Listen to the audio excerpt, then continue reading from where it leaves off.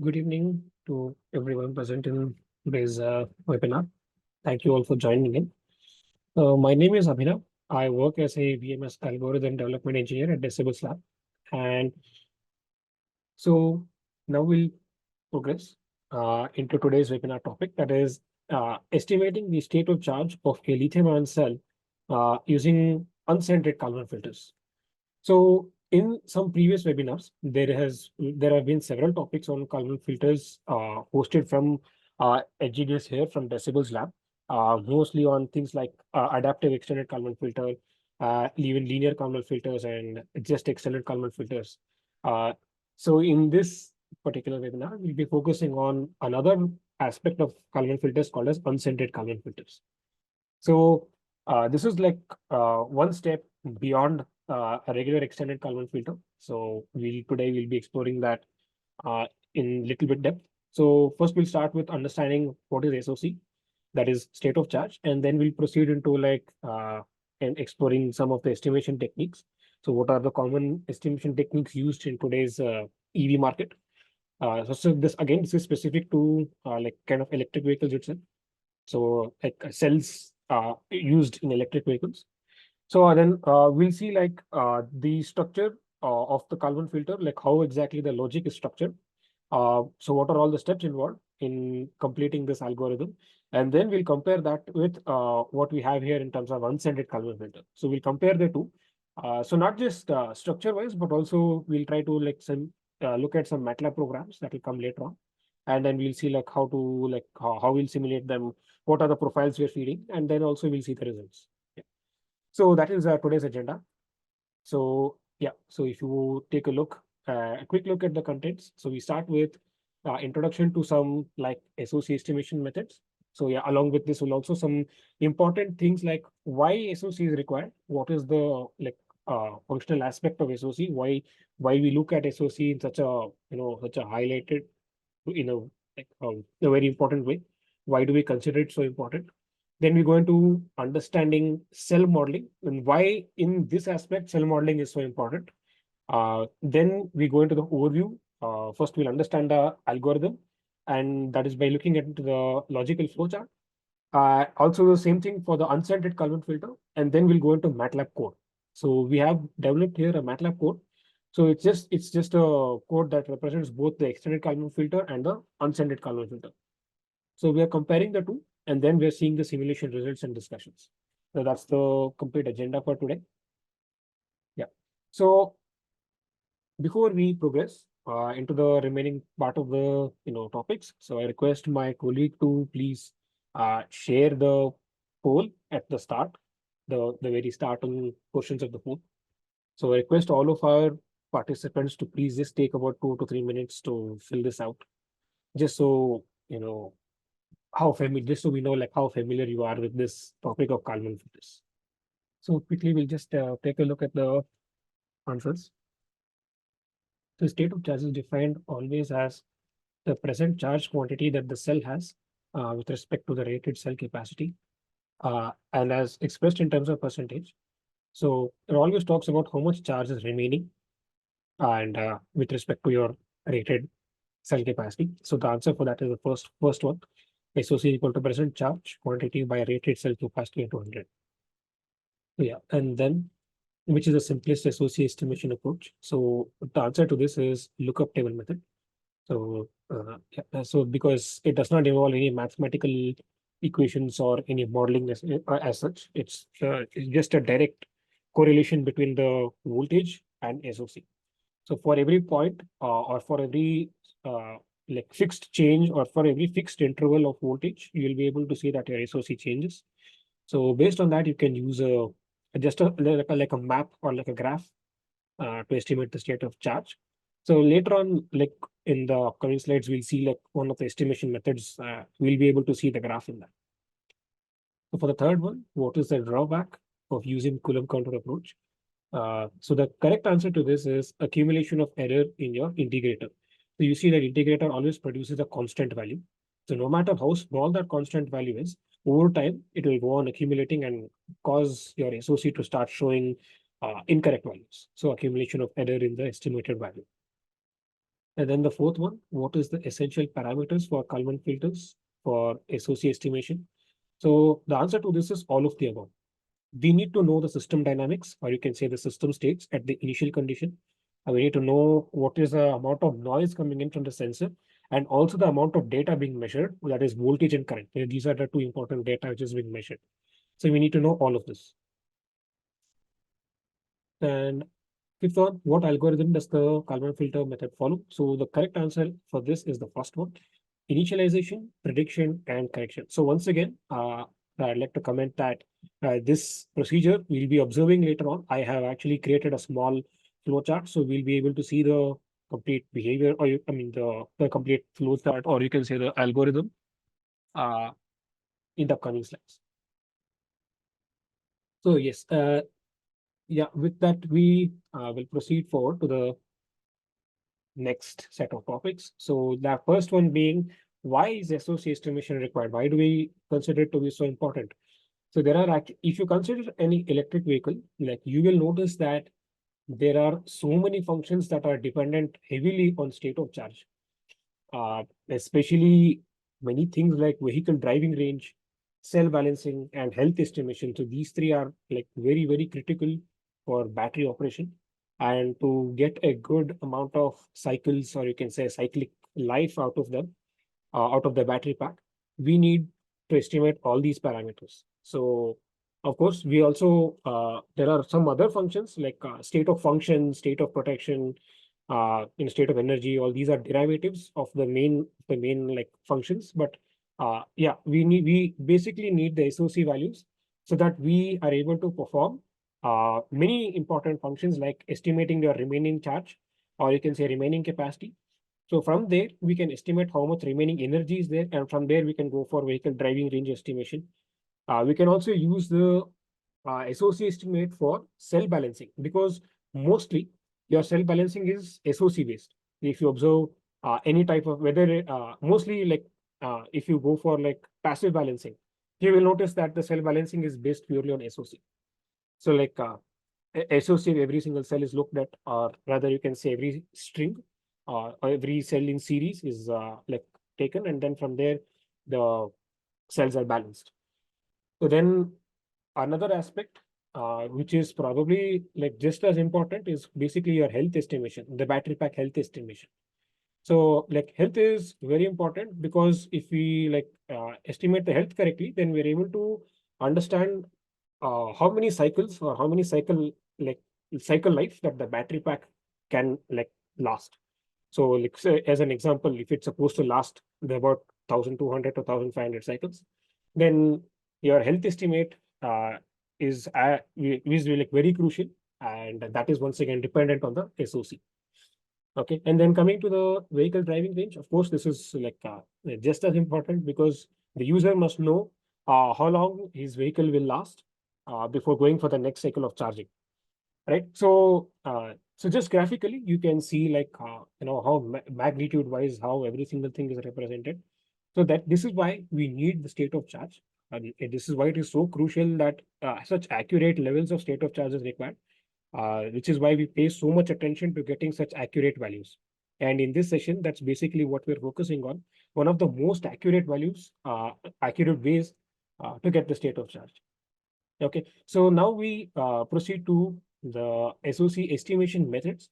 So in the poll, we had seen that one question where it was asked, which is the simplest method for state of charge? So the simplest method is a direct method. Basically, it is called as the direct method, in which we have what is called as a lookup table. Okay, or you can just simply call it as a lookup. So lookup means like we have a series of values corresponding to the output, series of input values corresponding to a series of output values.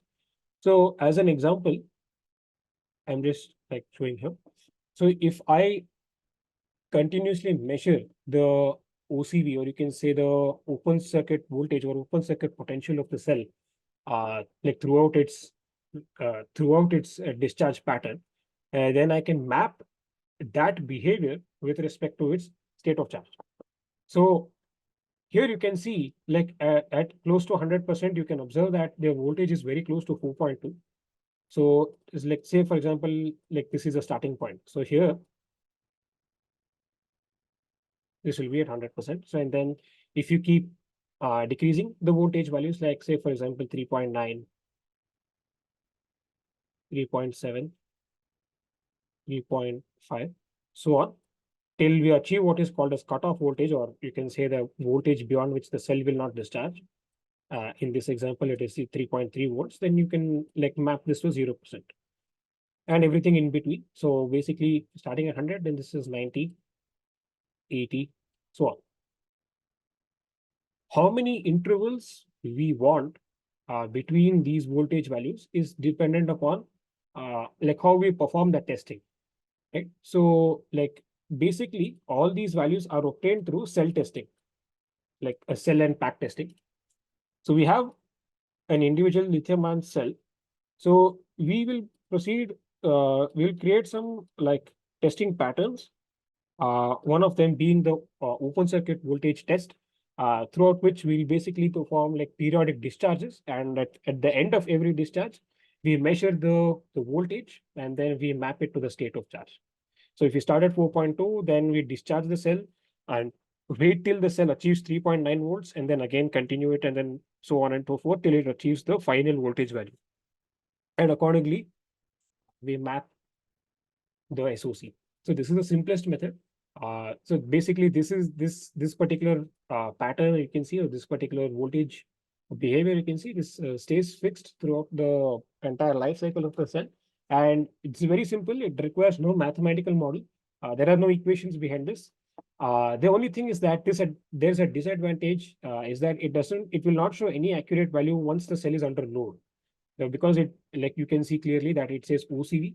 So very accurately, it will show the OCV only when so it will show the SOC only when the cell is in OCV condition. But when it's under load, it's like not going to show an accurate value. Okay, so for this we have to go for another type of method, and that is written right below it. You can see it is Coulomb counter. The Coulomb counter is just as simple. Okay, it does not contain any complicated mathematics. It's very simple. So basically, it's how much charge has been integrated within a particular time gap, or you can say a time interval, which has been represented by T1 and T2. So T1 is when the integration starts, T2 is when the integration stops.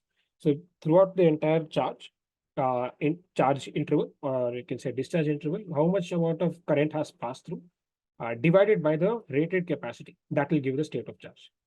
Okay, so this is like one of the simplest ways. So this is sensor dependent. So this value of current is purely taken from the sensor. Okay, so it's based on integrated current. It does not depend on the voltage. So advantage is that it is very simple, just like how we see in the previous one. It is a bit more advanced because it does not depend on the voltage and it does not like vary with respect to like voltage. It varies with respect to current. So here the major disadvantage is that over like few cycles of charge and discharge, you will see that there is an accumulation of SOC error. Okay, and this requires some calibration. So every time the calibration must be done and brought back to like a certain reference value, and only then the integration can like continue. So these are some of the methods. Then we also have like filter based, which is today's focus. So we basically, Kalman filter is defined as a simple adaptive algorithm, which will always aim to match the estimated value with the measured value using certain like functions or algorithms, which we will come to see later on, like what is that. So basically, the advantages is that it can focus purely on the nonlinear approach, or you can say the nonlinear system mechanics to estimate some like hidden variables or hidden parameters of the cell. Okay. And this, unlike the previous two types of methods, this does not require continuous calibration. So once you set an initial calibration, it's done. It will carry on the rest of the work.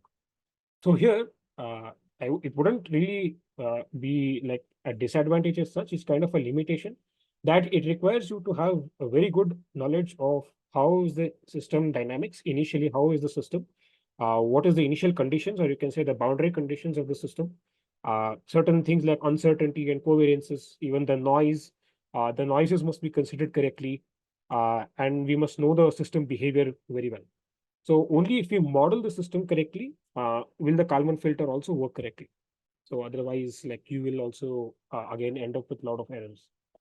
So yeah, uh, if you take a look at all the Kalman filters that we have as a list, so the simplest one is a linear Kalman filter, where basically it linearizes the complete cell pattern, and from there it gives you basically uh, linear outputs. It doesn't really consider the non-linear approach. Then we have extended Kalman filters, where a certain degree of nonlinearity is considered. Okay. Then adaptive extended Kalman filter, where the Kalman filter starts to adapt to the external noise, or you can say external disturbance coming in from the sensors. And then finally, we have sigma point Kalman filters, or also called as unscented Kalman filters. They both mean the same. Here, there is a complete degree of nonlinearity. So there is no linearization happening here, unlike in the previous situations. So in sigma point Kalman filters, uh, we use complete nonlinearity or the complete nonlinear behavior of the cell. Okay. So yeah, these are the methods. There are some more like artificial intelligence, neural networking, but that is not a focus in today's scope. So here, uh, before we progress into the Kalman filters, first it is important to understand why we have to perform lithium-ion cell modeling. So like what is the importance, or you can say what is the need for performing for going for cell model. So basically, the Kalman filter always does two things. One is it continuously measures the measured value, or you can say the value coming in from the sensor. It continuously measures that, and it also tries to have an estimate of its own. So that is by using what is called as a cell model. Okay, a cell model, which is basically represented by an RC circuit, or you can say you can also call it as RC. You also call it as an RC model. Okay, so here basically it's RC model is just a very simplified model of the cell, where we are considering like very few parameters like OCV, that is the source voltage of the cell, the open circuit voltage, the ohmic resistance, and also the chemical resistance. So if you put all of these together, we get what is called as an RC model. Okay, so RC, because like we have a resistance and also a capacitance in parallel combinations, that's why it's called as an RC model. And this will give us what is called as a simulated voltage, basically.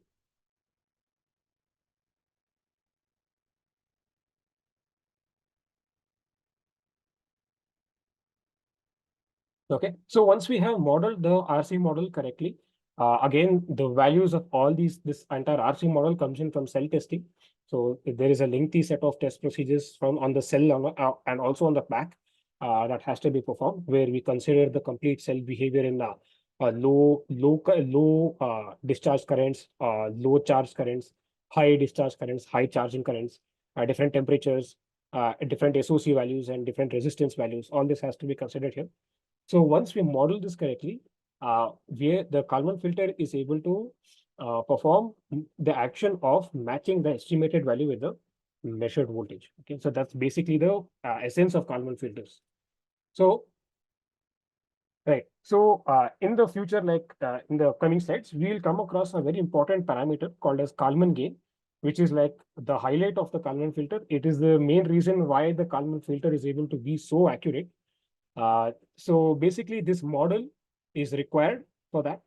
And we'll see like when we come to the scripting part, or the basically the coding part, in that like I will show how the RC model looks like. So yeah, when we get there, like we'll have a clearer idea. So basically here we get what is called as simulated voltage, or also you can say predicted voltage. They both have they carry the same meaning. So this is compared with the actual voltage. So actual voltage is your sensor voltage. Okay. So measured or sensor, they all mean the same thing. Okay, this is coming from the sensor.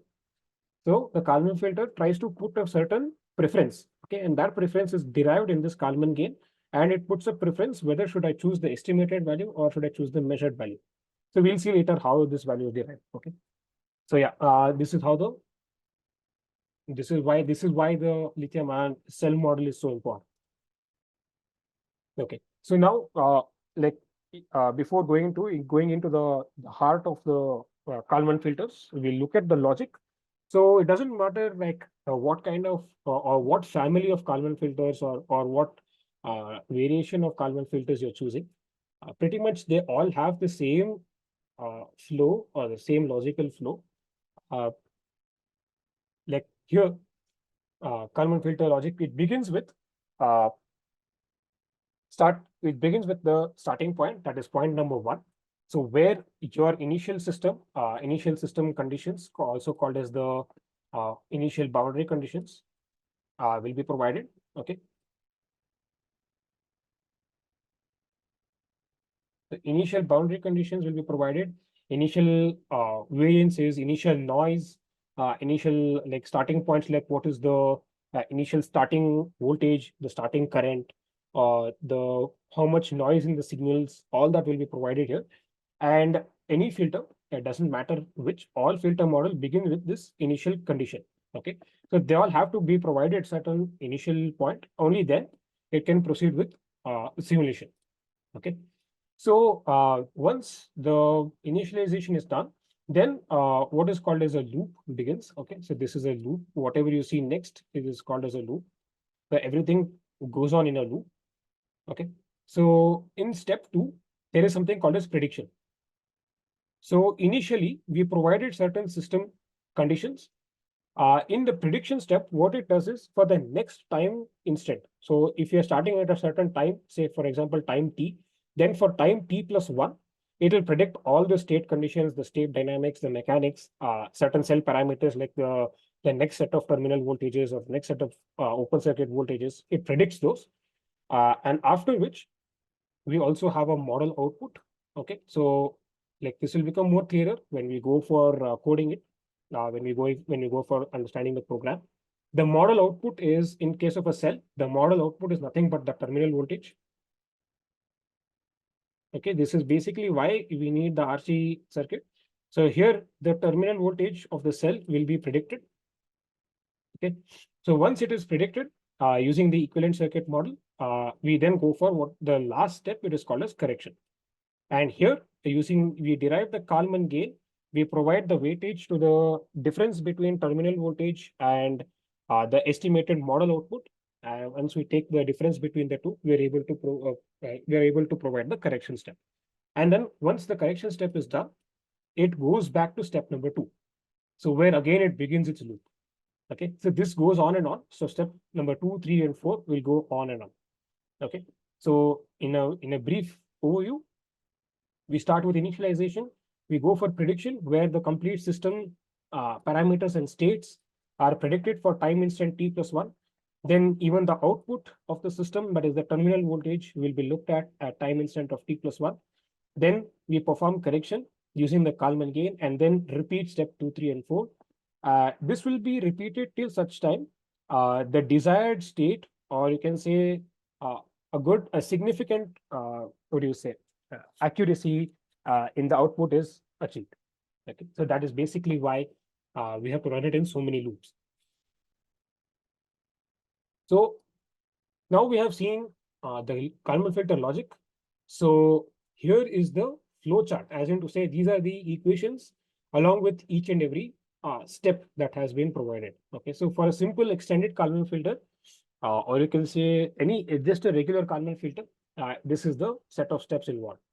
Okay, so we start with initialization, and that has been signified by start, and then we go for prediction. Okay, so here in prediction, we have to use what is called as a non-linear state model.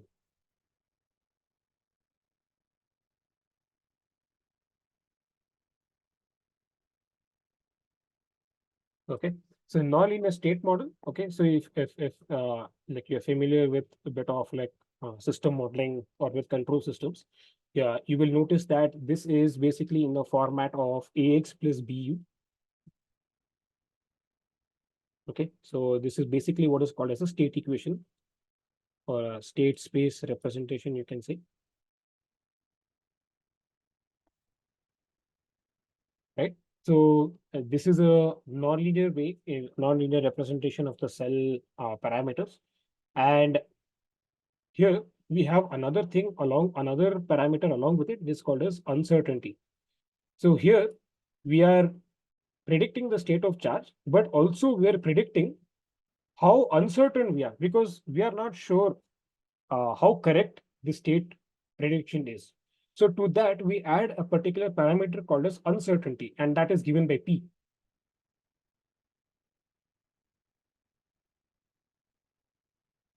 Usually this uncertainty is as a very small value because we are considering that there will be some like error, or you can say some deviations in the state of charge prediction, or you can say the state prediction. Okay, all filters will have this. Even from the simplest of, like, you can say recursive least square filters to even the most sophisticated Kalman filters. Some amount of uncertainty will be there, and we have to model that into this filter. Okay. So next step is going for predicting the model output. Okay. So as described earlier, the model output is nothing but your terminal voltage. Okay? So which I'll abbreviate here as TV. So TV basically is a terminal voltage. And how do we calculate terminal voltage? We go for OCV minus I into ohmic resistance. That is nothing but your voltage drop across the ohmic resistance minus voltage drop across the RC branch. Okay. So this is basically why we need the the equivalent circuit model. So like here is where the equivalent circuit model actually comes, right? So the first two parameters are simple, like OCV and R naught, but RC circuit actually requires like bit of Kirchhoff's law in order to estimate these values. So we'll see that in the coding part, like how exactly this equation, or you can say how exactly this parameter is derived here, the voltage drop across the RC branch. I will not be deriving it here. We will look at it directly in the code itself. Okay. So once we have derived the predicted model output, and once we have come up till step number 3, then we go to the one of the most important part, and that is called deriving the Kalman gain. Okay. So Kalman gain is basically, you can say, the heart of Kalman filter. So you know the uncertainty, how much like difference there is between the predicted model and also the measured. So measured, keep in mind, this is coming from the sensor, and predicted is coming from the model. So once you have derived your Kalman gain, we then go for measuring the error. And once we have measured the error, only then we will get the true system condition. You can say the system state, and that is given by system update. Okay, that is step number 6. Okay, so the Kalman gain is actually, it's a pretty long derivation of how we arrive at this particular equation.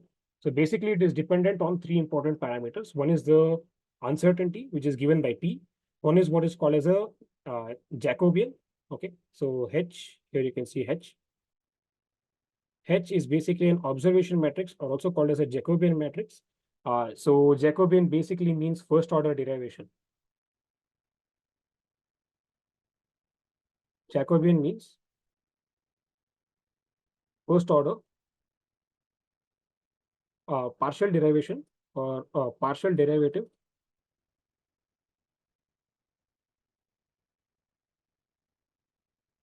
Okay, so what are we differentiating here? We are differentiating the OCV SOC function.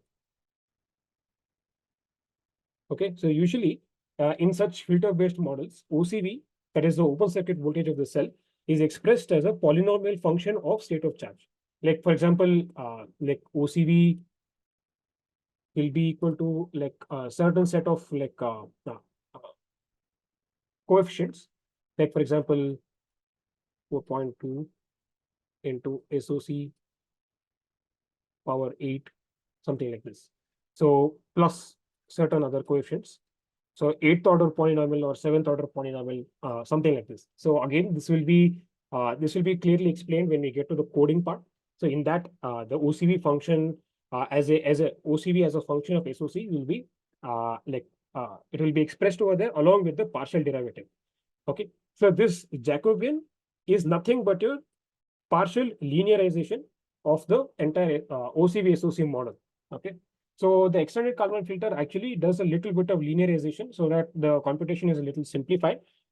Okay, so here is where the Kalman gain is used, and from the Kalman gain we are able to obtain the final state of the cell. Or here is where we're able to extract the state of charge. Here is where we get the SOC of the cell. Okay, so again, once we have obtained step 6, we go back to step 2, and then we repeat the whole thing. Okay, so at the end, we'll get a multitude, like a big matrix of state of charge, which will show the complete variation of state of charge with respect to the provided load profile, whether it's constant load profile or a varying load profile, all that will be visible. Okay, so this is with respect to a regular Kalman filter, either it's extended or it could be even adaptive extended Kalman filter. In case of adaptive extended Kalman filter, along with the state measurement, or along with updating the state, we also have to update the noise values. So you can see here Q and R. So even these get updated. So that is part of adaptive extended Kalman filter, also called as AEKF. So yeah, this is the representation of the Kalman filter flowchart. Now there is one last flowchart that will be discussed here, before which we go into the MATLAB code. So here we have the unscented Kalman filter. So now till now we have seen how the Kalman filter itself behaves, the regular as an extended Kalman filter or a linear Kalman filter. Here we go into the more advanced Kalman filter, you can say, which is the unscented Kalman filter. So in case of like unscented Kalman filter, unlike in the previous case where we saw that certain amount of like linearization happens, here there is no such thing. We are not linearizing the system. We are not considering like first order derivative, nothing like that. So directly we are basing the entire model on statistics. Okay, so statistics are basically statistics of the states. Okay, so if you are to like describe the states, so basically in the lithium-ion cell, like the states are basically the SOC voltage across the RC branches. Okay, so if there are two RC branches, then there'll be like two voltages, like VRC1 and VRC2. If there is only one RC circuit considered, then it will just be VRC1. Okay, so these are the states. Okay, so here in this particular Kalman filter, here the statistics of the states are considered, basically like their mean, okay, their standard deviation,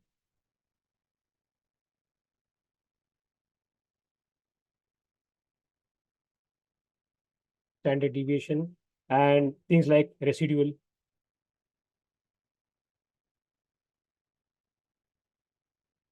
Okay, so all these are basically you can say the statistical aspect of the cell states that are considered. Yeah, like, and upon looking at this, it may look like it's a bit more like way too complex, but it's not really that complicated. Basically what we do is, instead of deriving or instead of considering only the state and then going for prediction, basically here we're also considering what is called as a sigma point. Okay, so sigma is nothing but, if you know in terms of statistics, it's nothing but the standard deviation.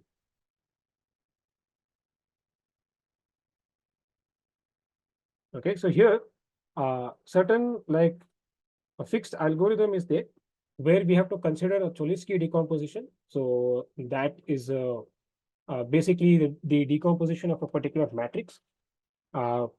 In case like where we are considering square root of a certain matrix.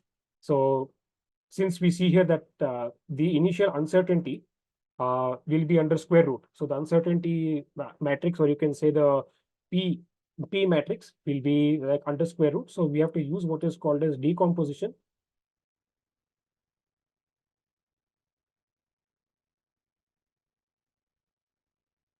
So once we use this decomposition, we can generate certain thing called as a sigma point. So we in total we have to generate the number of sigma points based on the size of the state. So as we had seen earlier, like if your state is only state of charge and voltage across RC circuit, then your number of sigma points will only be 3. Okay, so sigma is equal to 3. If your states are SOC, voltage across RC branch 1 and voltage across RC branch 2, then your sigma points will be 5. Okay, so that's basically the total number of sigma points that you have to generate. Okay, so these are the total number of sigma points you have to generate. So once you have generated all the sigma points, then we go for the other things where we consider the same state model again. So this is once again the state space equation.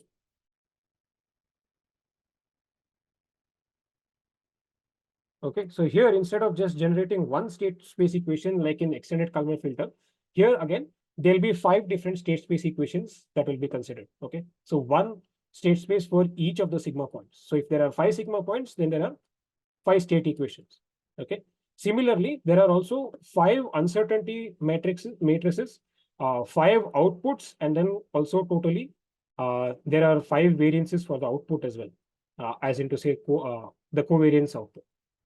So again, we come to the same, the fact that we have to consider the Kalman gain with the error. Okay, so only then we get the final state output. So the mechanics for in terms of Kalman gain and error over here stays the same, except that there is a consideration of sigma points as well. Okay, so again here there are 13 steps in total. So here at the end of the 13th step, we are looping it back to step number 2. And then again, continuing this for the next step. So if you are generating everything at time instant t, then again the next loop is time instant t plus 1, proceeding to time instant t plus 2, so on, till the desired state is achieved. Okay, so this is the entire like flow of unscented Kalman filters. Basically, this is more statistical, and previously there really was not much statistic involved in terms of extended Kalman filter. Okay, so that is like the main difference between EKF and UKF, that is unscented Kalman filters. Okay, so pretty much the flow stays the same. The only addition here is the sigma points. Okay, the prediction is performed not for one single state value, but for multiple state values. So sigma points, basically the standard deviation. Okay, so yeah, this is the complete flow of unscented Kalman filters. Okay, so now we'll go into the MATLAB code. All right, so according to the like structure that was just shown, so here also we have built a particular MATLAB code, as you see over here, starting with generating sigma points. These are all the sigma points.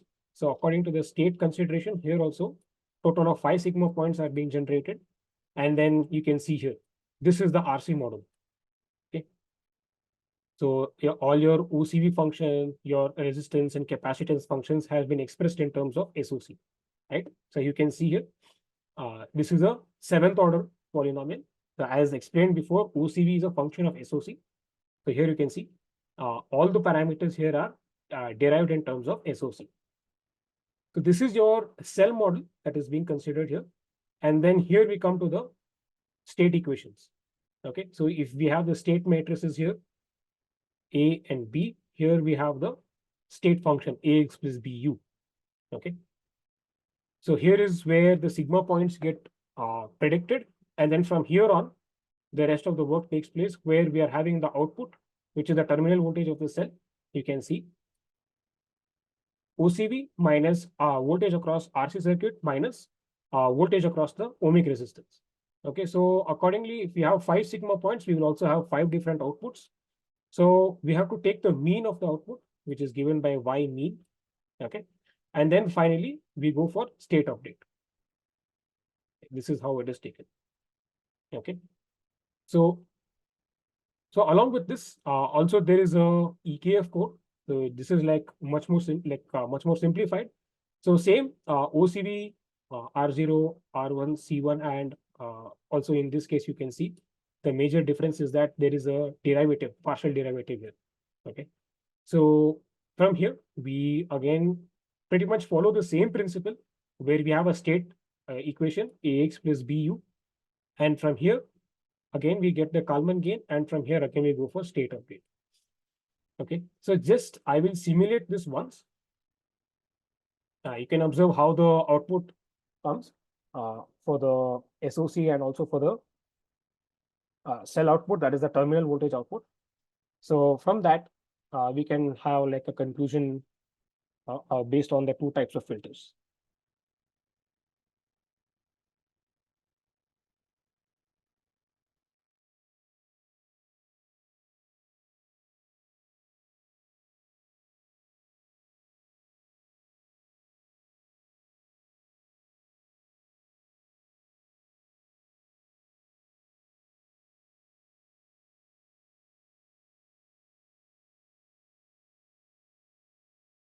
So yeah, here is the state of charge.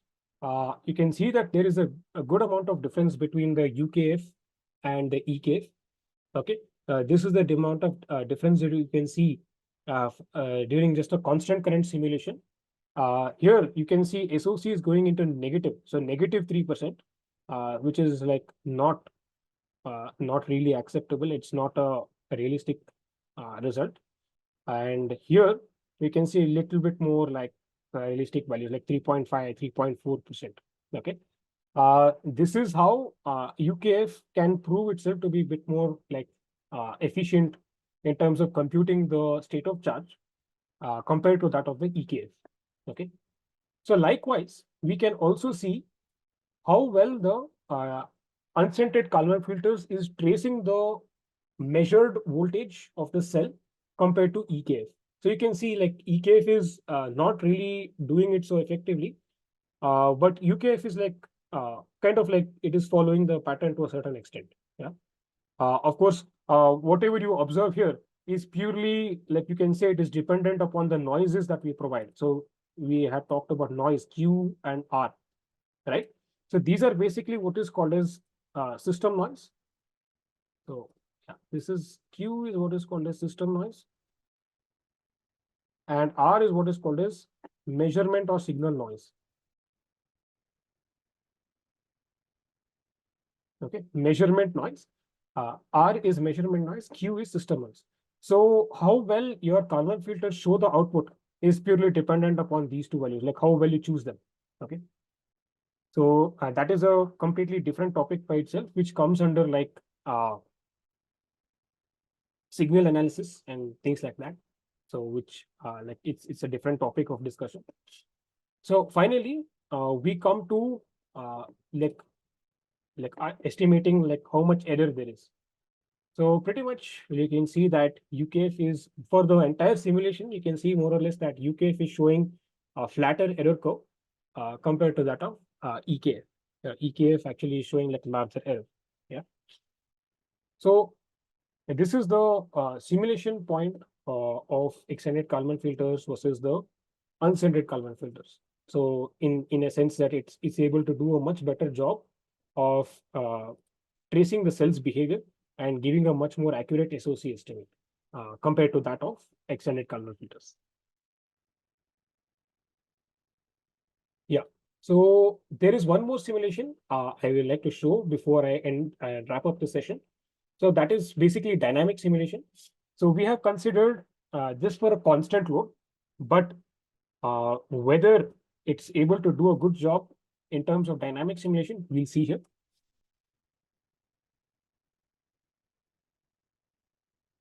So I have opened another file.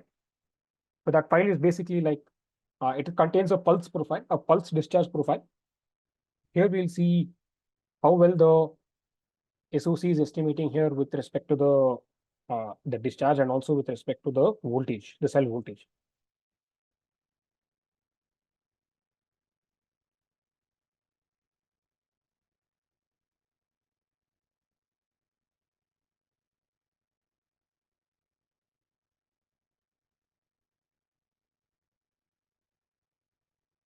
So this is basically the pulse profile that you're able to observe. Okay, so this pattern of pulse is called as a pulse power characterization.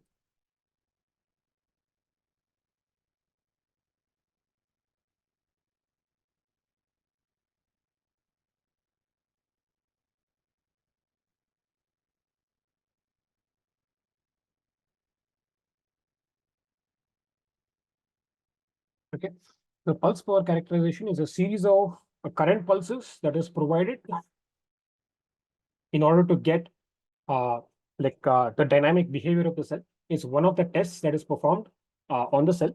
And here you can see like the Kalman filter doing uh, like uh, one of the a pretty decent job tracing the voltage of the cell, uh, given that it is a much more nonlinear model compared to the EKF.